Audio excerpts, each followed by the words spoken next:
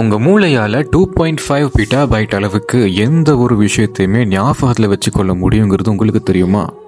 இது கிட்டத்தட்ட 3 million hours யூடியூப்பில் நாம் வீடியோ பார்க்குறது போல்.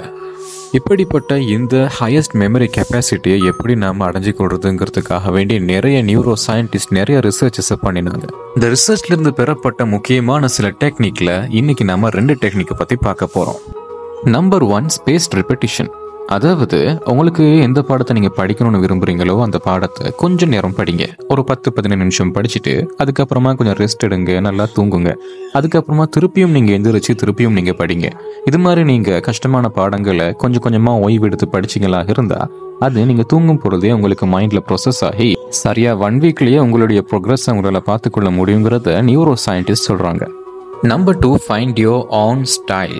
யாருக்காவது படித்து கொடுக்கும் பொழுது உங்களால் ஒரு விஷயத்தை புரிஞ்சு கொள்ள முடியுமா இருந்தால் அது தான் உங்களுடைய ஸ்டைல். இல்லை சிலரால் அதை எழுதுறது மூலமாக மனப்பாடம் பண்ணிக்கொள்ளலாம். இன்னும் சிலரால் கேம்ஸ் மாதிரி படிக்கிறது மூலமாக ஞாபகத்தில் வச்சுக்கொள்ளலாம். அதுவே சிலருக்கு ஃபில்ம் மாதிரி பார்க்கணும், இன்னும் சிலருக்கு அதை குரூப்பாக சேர்ந்து படிக்கணும், இன்னும் சிலருக்கு தனியாக சைலண்ட்டாக படிக்கணும். இது மாதிரி உங்களுடைய ஸ்டைல் என்னங்கிறத நீங்கள் அடையாளப்படுத்தி கொள்ளுங்க. இப்போதைக்கு இந்த 2 டெக்னிக்கை நீங்கள் கொஞ்சம் ஃபாலோ பண்ணி பாருங்கள். நெக்ஸ்ட் வீக் நெக்ஸ்ட் வீடியோவில் நான் உங்களுக்கு அடுத்த ஸ்டெப்ஸை சொல்லித்தரேன்.